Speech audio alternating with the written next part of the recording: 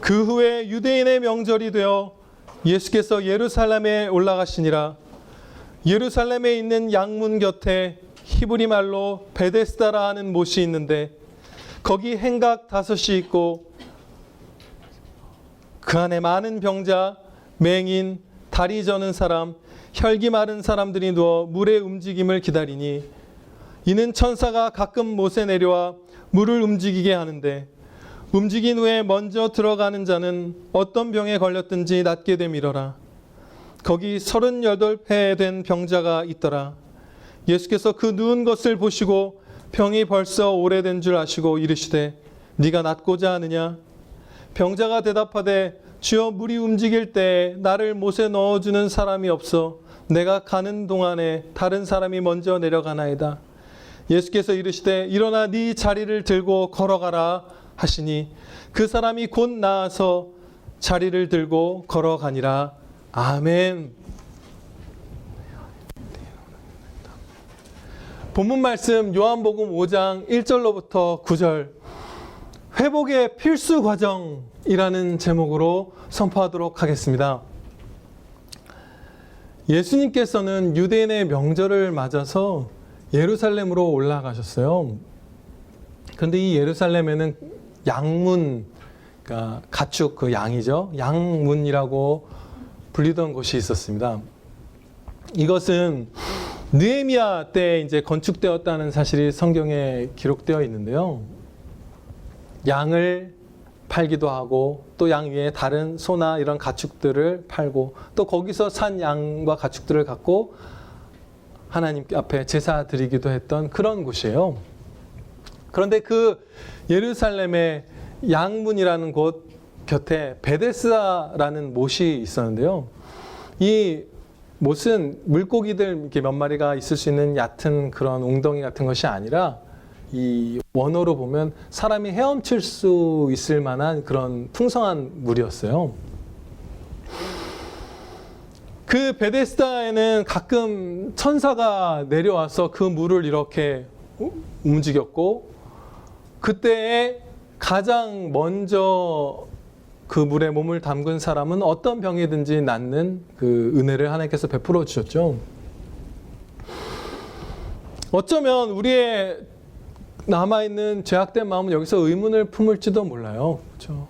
왜 가끔씩만 천사를 내려보내 주셨는가? 늘 내려보내 주셔서 계속 그 은혜를 주시지. 아니면 왜 첫 번째로 그 움직인 물에 들어간 사람만 고쳐주셨는가? 두 번째, 세 번째, 10번째까지 다 고쳐주셨으면 얼마나 좋았을까? 이렇게 불만 가운데 하나님께 의문을 우리가 품을 수 있습니다. 이 부분에서. 그런 마음을 우리가 품는 것은 마음이 어두워져서 하나님의 사랑과 지혜와 은혜를 우리가 놓쳐버렸기 때문이에요. 우리가 이렇게 완전히 잃어버린 것이죠. 그 감각을 잠시. 두 가지로 그 하나님께서 이렇게 하신 이유를 그 사랑과 지혜의 은혜를 살펴보겠습니다. 첫째로 베데스다에서 계속해서 병자를 24시간 내내 계속 고쳐주셨다면 어떻게 됐을까요? 그것이 사람들에게, 이 예루살렘 사람들에게 유익했을까요?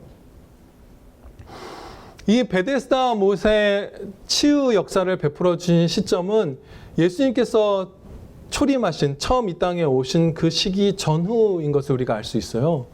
왜냐하면 구약 성경에 이 사건에 대해서 예언은 하고 있지만 실제로 치료가 이미 시작되었다는 기록이 없고, 구약 성경이 기록이 끝나고 신약 성경이 시작되기 전 그 중간기에 있는 역사책들에서도 아직은 그 예언은 품고 있지만 이스라엘 사람들이 여기서 이런 역사가 일어났다는 기록이 없어요. 근데 이제 이 신약 시대에 일어난 것은 예수님을 예표하는 이 생명샘이 예루살렘 거민들을 위해서 이제 열린다, 이런 말씀이 예언들이 있거든요. 구약 성경에. 그것이 예수님이 오실 무렵에 이제 성취되었던 것이죠.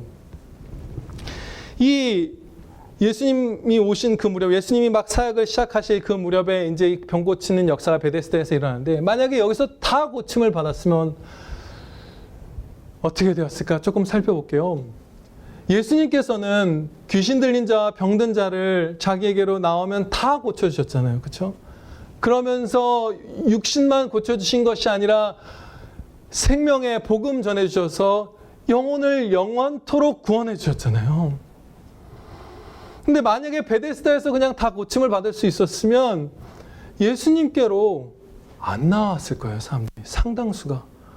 그냥 베데스다 가면 되지. 예수님 어디 계시는지도 모르는데, 그 당시 무슨 SNS가 있는 것도 아니고, 뭐가 있는 것도 아니고, 어디 있다는 소문만 들으면, 옛날에 그랬었죠. 제가 말씀드린 적도 있지만, 무슨 위필드 목사님 같은 분이 하나님의 말씀을 선포한다. 그러면 그 소식을 듣는 사람들이 뒤늦게 들으니까, 밭에 일하는 아내와 남편이 막 손잡고 뛰어서, 아내는 말에 태우고 남편은 막 숨을 헐떡이면서 뛰어서 그 하나님의 말씀 들으려고 달려갔잖아요. 근데 예수님을 쫓아가는 것도 그랬을 거 아니에요. 병자들이 또 가족들이 그 병자를 안고 예수님을 쫓아가고, 그거 하느니 베데스다 가겠죠, 당연히. 쫙 서서. 그럼 복음은 베데스다가 선포할 수 없잖아요. 예수님의 입술로 복음이 선포되어야 하잖아요. 그 생명의 말씀을 하나님 구주께 직접 듣고 구원받는 은혜. 그거 만약에 베데스다에서 계속 치료 베푸셨으면 거의 희박했을 것입니다. 그래서 그 당시 예루살렘 사람은 물론이거니와 그분들의 후손, 믿음의 후손이 우리들에게조차 베데스다에서 계속 치유의 은혜를 안 베풀어 준 게 유익이에요. 하나님의 사랑과 지혜와 은혜가 작용된 것입니다. 우리보다 높으신 그 지혜가. 그리고 두 번째로 살펴볼 부분은, 은혜는 받을 자격 없는 자에게 주시는 좋은 것이라는 것입니다.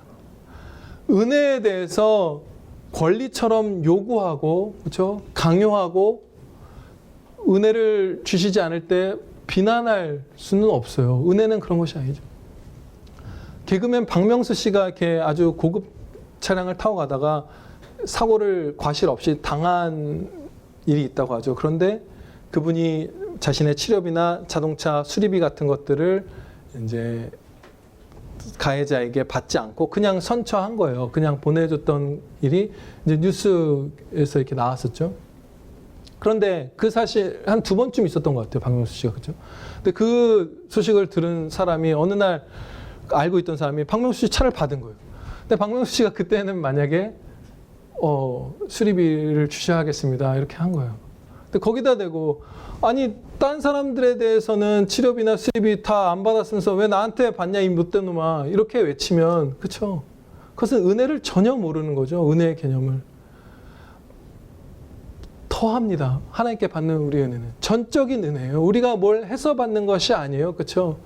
그러면 왜 얘는 고쳐주고 저는 안 고쳐주십니까? 왜 10명쯤은 고쳐주셔야지 한 명만 물 움직인 다음에 고쳐주십니까? 라고 말한 건 은혜를 은혜라고 안 하고 당신이 나에게 빚졌습니다 라고 하나님께 선포하는 거예요. 나한테 잘못한 사람이 당신입니다. 근데 빚은 우리가 하나님께 1만 달란트를 줬잖아요. 우리가 하나님께 지음받았는데 사랑으로 그 기회를 갖고 범죄하여 우리가 빚졌잖아요. 그러니까 우리는 그것에 대해서 하나님께서 은혜 베푸시고자 한 자에게 은혜를 베푸실 때 결코 강요하거나 비난하거나 불만을 품어서는 안 됩니다. 그렇죠? 마땅히 주셔야 하는 것이 아니기 때문이에요. 주실 것보다 더 주신 게 은혜이기 때문이에요. 예, 너무나 중요한 아멘으로 받을 진리입니다.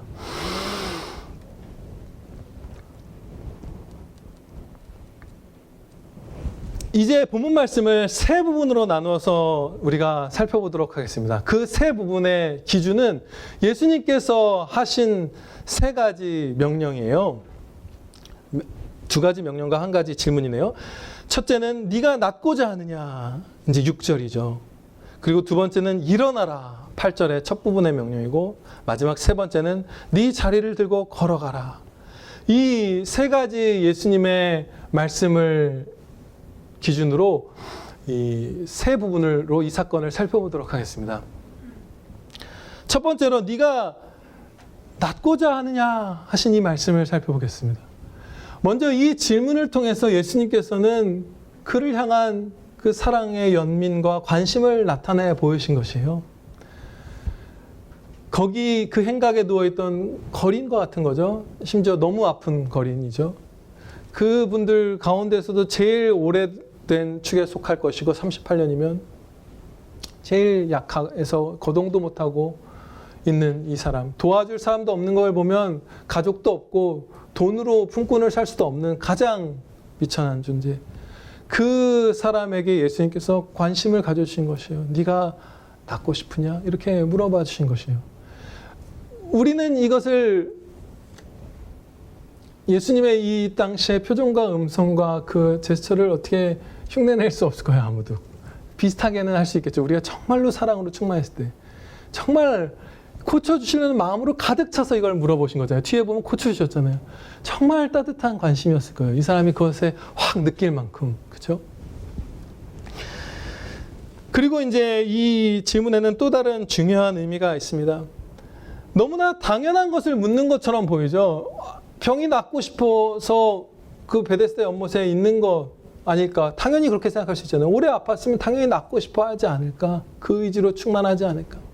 근데 네가 낫고 싶어 하느냐?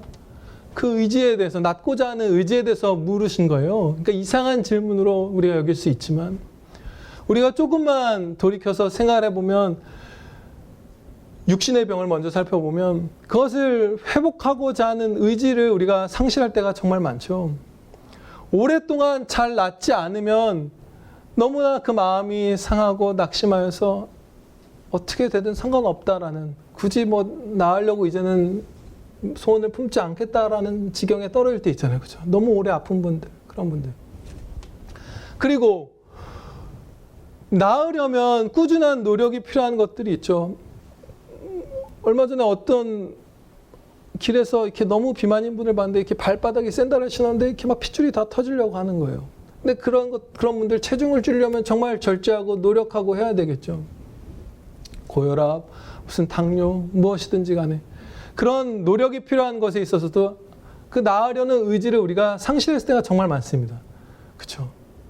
그래서 사모님 다리 치료해주는 그 병원 의사 선생님이 사모님이 악화되지 않고 이렇게 호전되고 이런 걸 보면서 다른 환자들은 의지가 없어서 그 붕대 감고 매일 풀고 하는 것들, 관리하는 것들 안에서 훨씬 급속하게 악화된다는 것을 그 의사 선생님이 고백을 해요. 우리가 나으려는 의지 자체가 없을 때가 많은 것이죠. 그런데 영적인 질병은 훨씬 더합니다. 그 의지를 상실했을 경우가 훨씬 더 많아요. 몸 아픈 것보다. 그리고 육신의 질병은 그 전에 이 사실을 우리가 또 새기는 것이 중요하겠네요.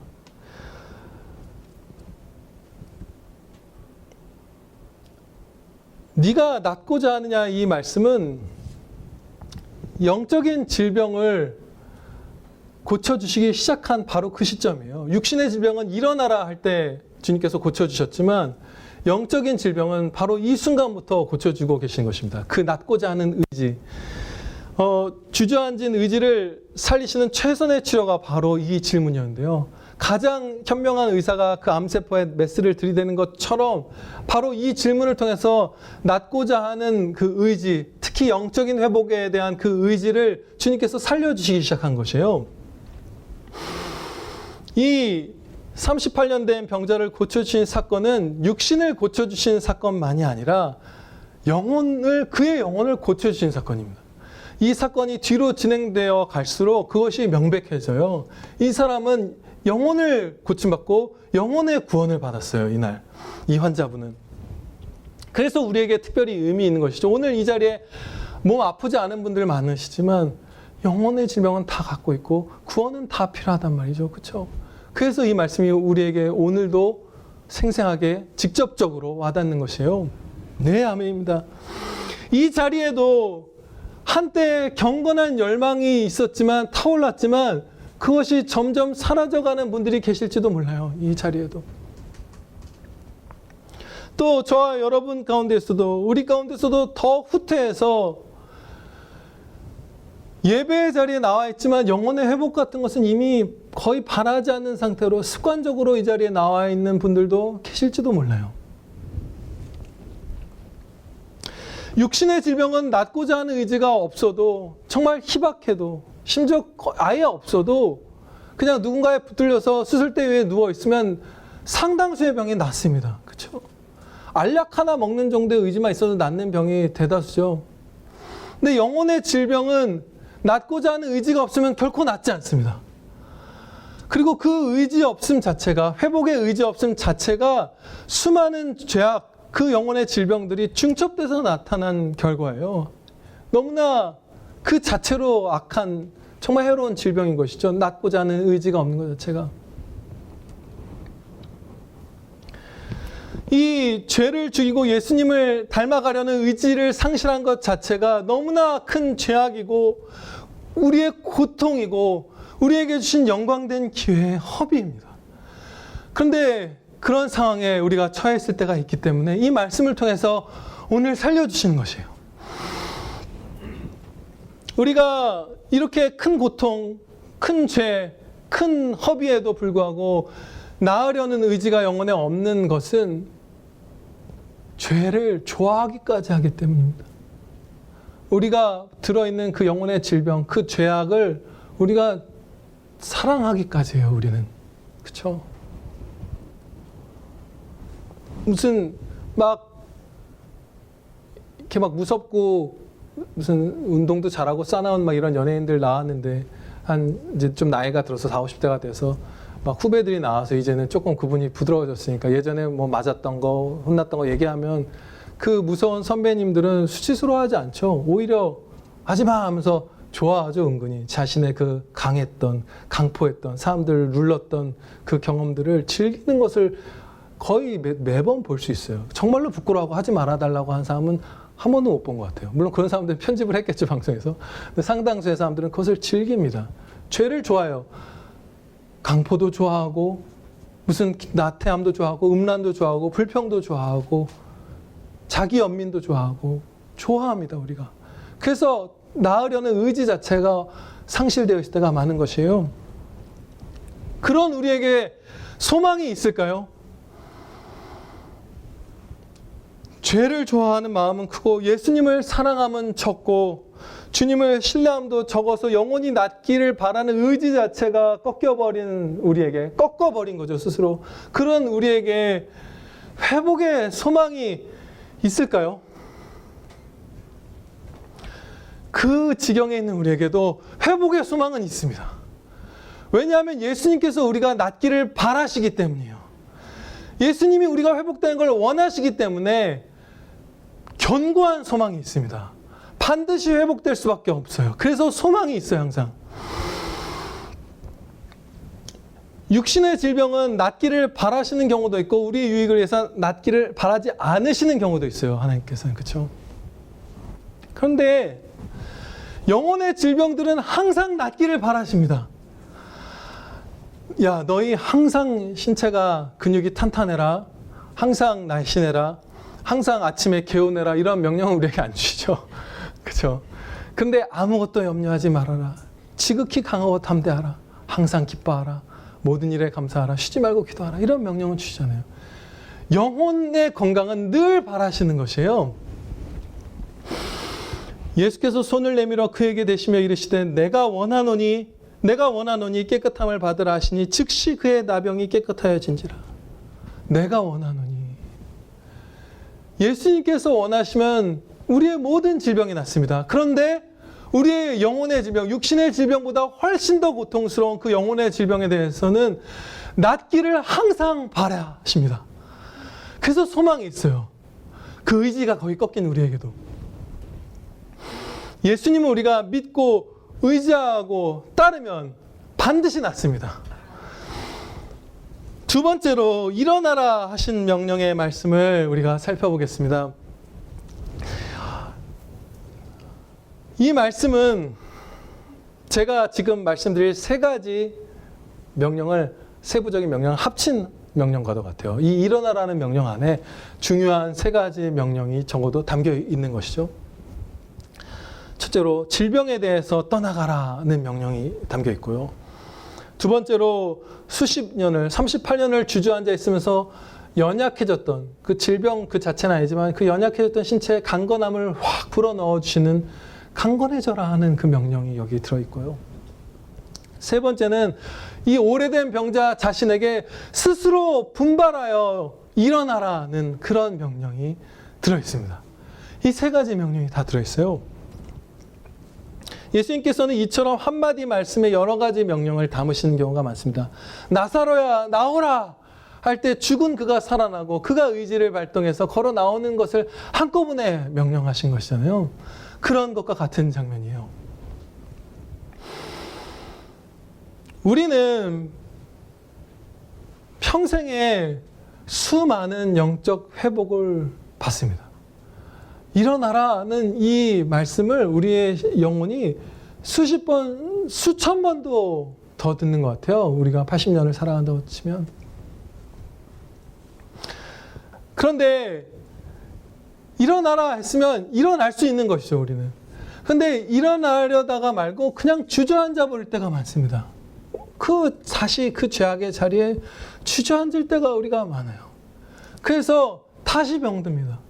다시 연약해지고 다시 악화될 때가 많아요. 내가 원하노라. 그러니 일어나라. 이것을 우리가 확신할 수 있다고 좀 전에 배웠잖아요.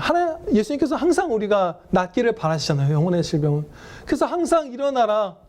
그래서 그 일어날 수 있는 힘을 영혼에 계속해서 공급해주고 계시는데 우리가 회복이 되지 않는 건 일어나지 않기를 택했기 때문이에요. 주저앉아 있기 때문이에요. 건강도 주시고 질병도 제해 주시고 이제 나머지 명령 하나가 남았는데 이 안에 네 의지로 일어나라. 그것을 안 하는 것이죠. 그래서 우리는 이 말씀을 들었을 때 또 평생에 수천 번 그 이상으로 영혼의 회복의 음성을 들려주실 때 일어나. 이제 털고 가야지. 전진해라. 선한 길로 할 때 어두운 감정에서 일어나야 합니다. 반복되던 죄악을 끊어내야 돼요. 그렇죠? 끊으면 끊어져요. 그리고 미혹의 현장에서 도망쳐야 합니다. 그건 수치스러운 게 아니에요. 요셉이 그 유혹하는 그 상관의 아내를 두고 도망간 것은 결코 수치스러운 것이 아니에요. 어두운 감정에서 일어나고 반복된 죄악에서 일어나고 미혹의 현장에서 일어나는 것, 그것은 우리에게 달려 있어요. 안 그러면 다시 병듭니다. 우리 14절 말씀 본문 아니지만 다음 주에 살펴보지만 한번 보실까요?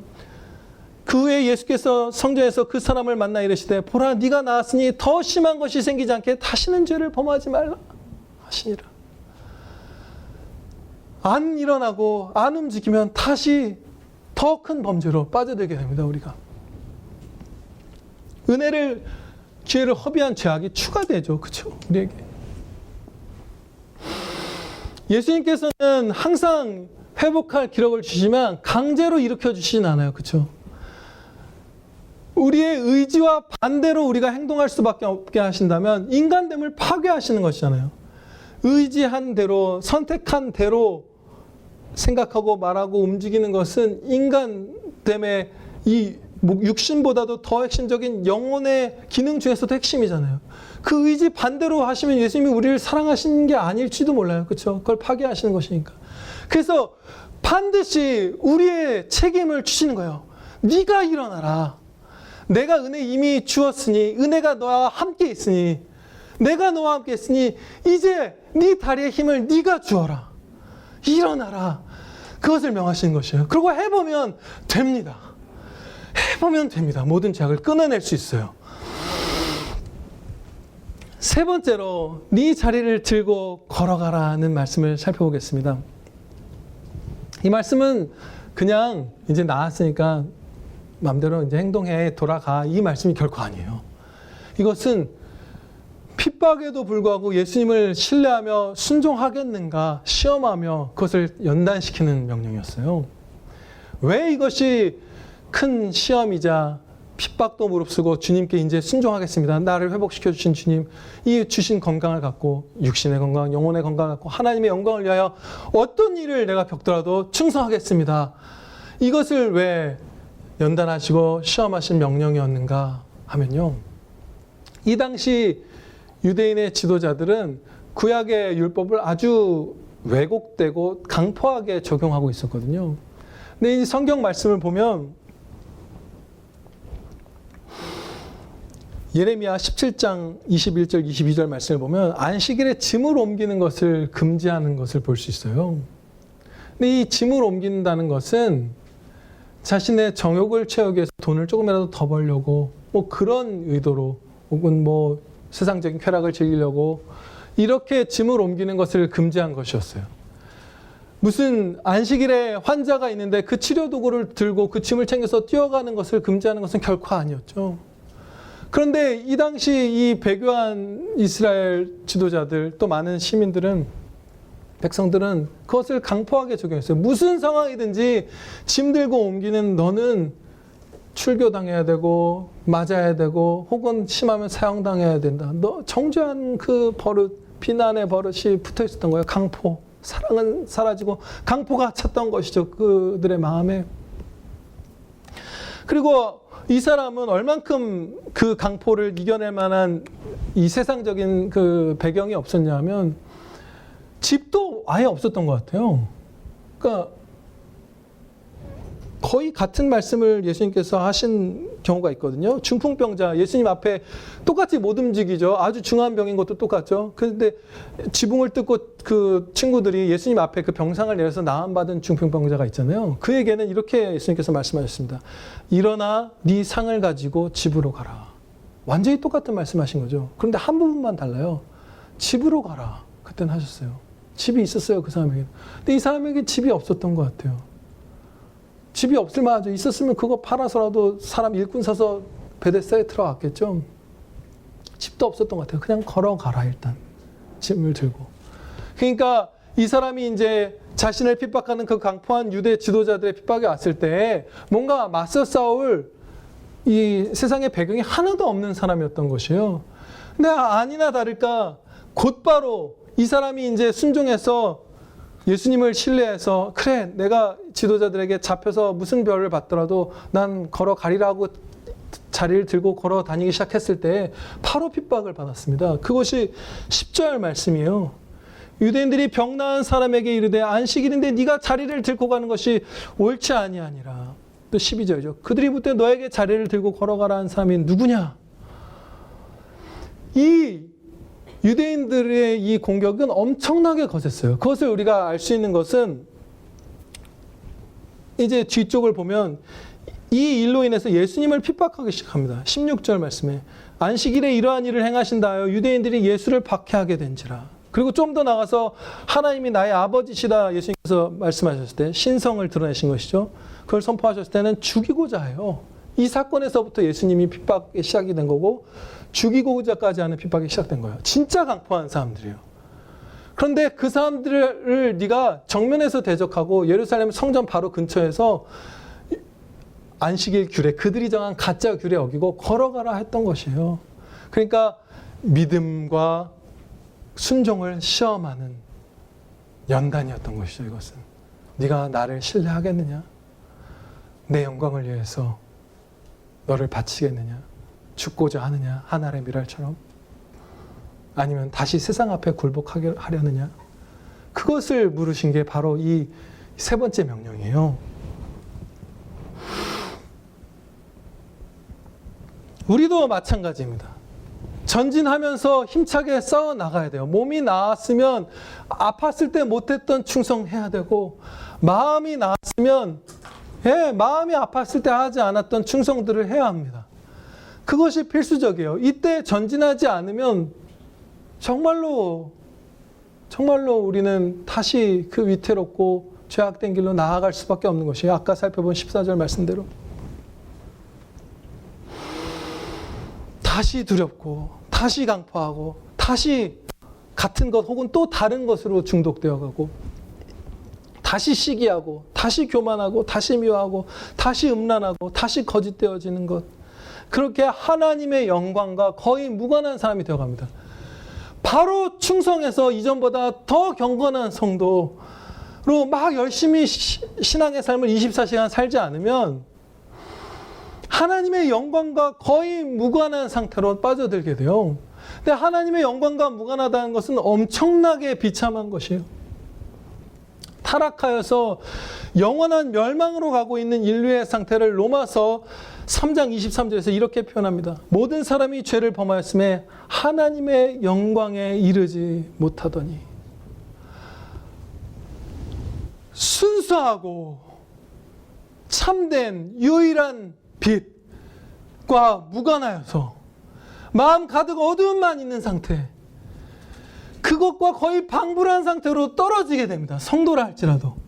내가 일어나서 내가 전진하지 않으면 핍박에도 불구하고 전진하고 환난에도 불구하고 감사드리고 이 땅의 어떤 것에도 집착하지 않고 부자든 가난하든, 우리 얼마 전에 본 그 묵상 앱에서도 존 파이퍼 목사님이 그것을 적혔죠. 가난하던 부유하던 건강하던 아프던 지위가 높던 낮던 명예가 있던 없던 이 땅의 것 개의치 않고 하늘에 계신 우리 아버지의 영광을 위해서 전진 또 전진하지 않으면 영광과 무관한 빛이 없는 어둠으로 가득한 그 상태에 떨어집니다. 여러분 제발 일어나 주세요. 그 상태에 우리가 너무 오래 머물러 있어서 안 돼요. 제발 일어나 주시기를 간청합니다.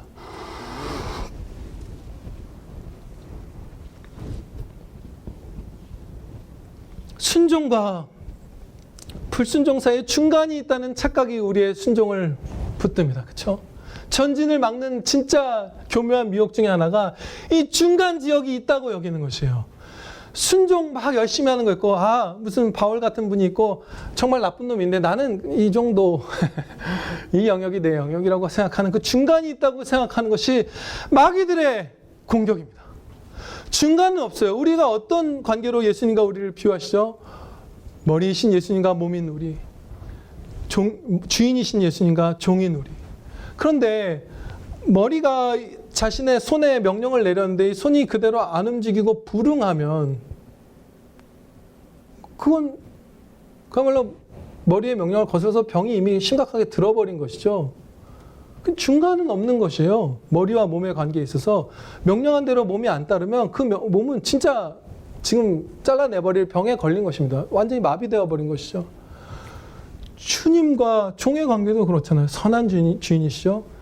그분이 내리는 명령이 있는데, 야, 너 가서 밭에 나가서 3시간 일해라 했는데 밭을 막 태우고 잘라 먹진 않았더라 하더라도 3시간 동안 일 안 했으면 그거는 중간이 아니라 불순종이에요. 그렇죠?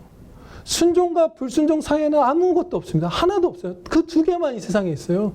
순종이냐 불순종이냐. 그렇죠? 우리가 그 사실을 기억하면서 이 병나은 분처럼, 이 38년 되었던 병자처럼 순종해 나간다면 하나님께서 우리와 거처를 함께 하십니다. 예수님을 맛보는 그 기쁨, 최상의 것을 우리가 누리게 되는 것이에요. 제가 최근에 정좌불능이라는 어떤 증상, 이제 병이죠. 그것을 이제 접하게 되고 그게 도대체 무엇일까 이제 네이버에 검색을 해보았어요. 그랬더니 정신과 약의 부작용, 여러 약들의 부작용으로 그게 이렇게 종종 나오는데 도저히 가만히 앉아 있을 수가 없는 것이에요.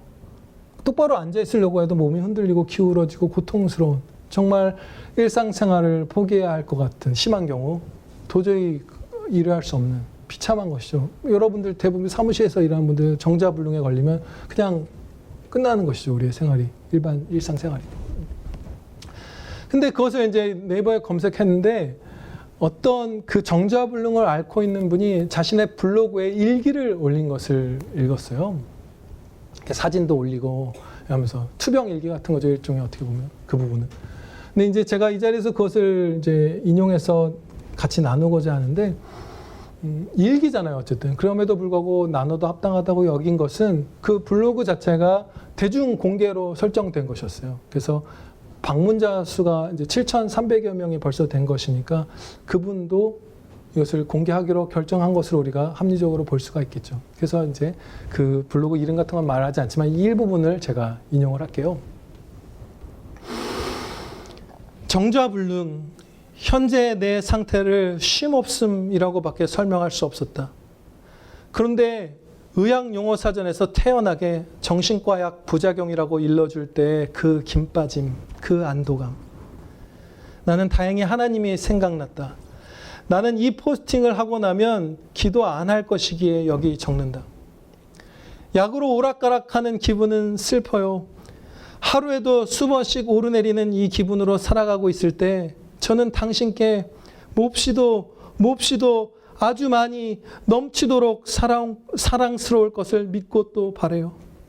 주님, 가장 좋은 길을 내어달라고 기도하지 않을게요. 다만 오셔서 제 모든 것 되어주세요.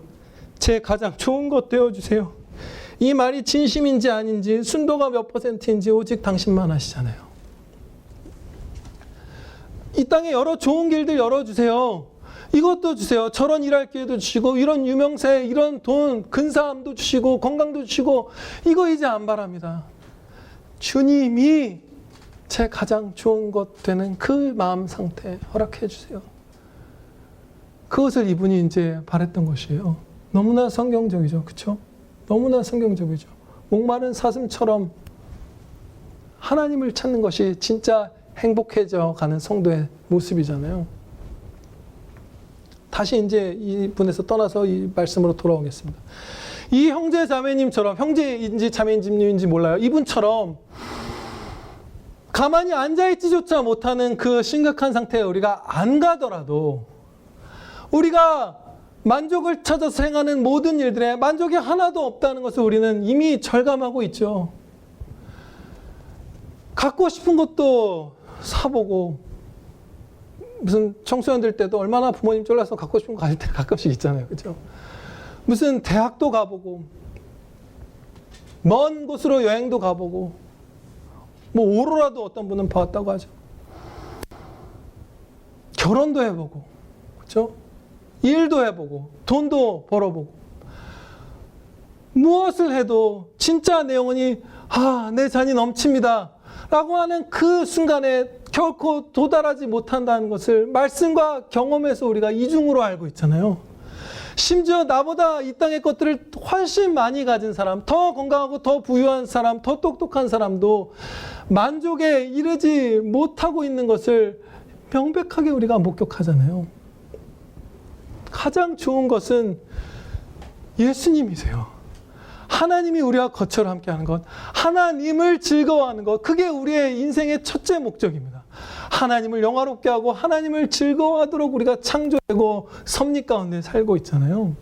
제가 이 말씀을 길게 예화까지 들어서 드린 이유가 있습니다.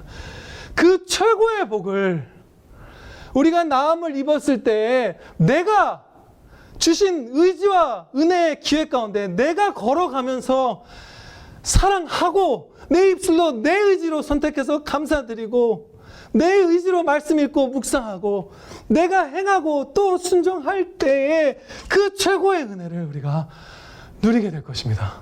예, 기도드리시겠습니다. 아버지 하나님, 저희의 영혼을 늘 고치기를 원하시는 주님 감사합니다.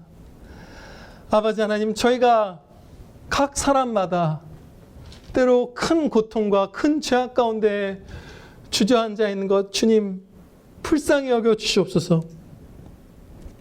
주님께서 일어나라 하시는 그 권능의 말씀을 저희 심령에 늘 외쳐 주시고 실제로 우리의 심령은 지금 나음을 입고 있습니다. 그럼에도 불구하고 일어나려다가 주저앉아 있고, 그래서 강하게 되었던 영혼의 근육이 다시 다 풀려가고 또 다른 죄악에 중독되어 가고 같은 죄악을 다시 탐닉하고 다시 그 더러운 것을 주워먹고 비참한 지경으로 가는 저희를 일어나게 해주시옵소서. 일어날 힘을 아버지 불쌍히 여기셔서 더 주시옵소서. 우리의 의지로 일어나야 할 터인데, 은혜 가운데 우리의 의지로 다리를 펴서 서야 할 터인데 우리의 의지를 더 선하고 강하게 주여 변화시켜 주시옵소서.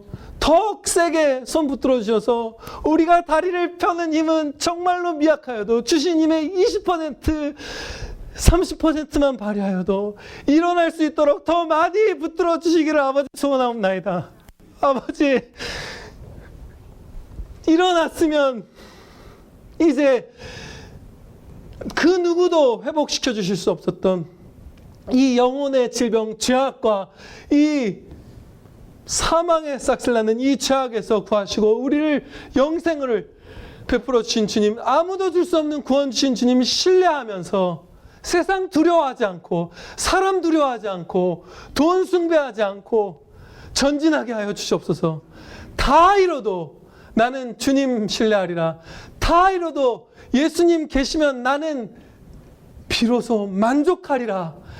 내 잔이 넘쳐 흘러 다른 사람들을 사랑하는 데까지 내가 살아가리라 확신하며 걷고 또 걸어가는 복된 딸들 또 아들들 저희 되게 하여 주시옵소서. 예수 그리스도의 이름으로 기도하렵나이다. 아멘.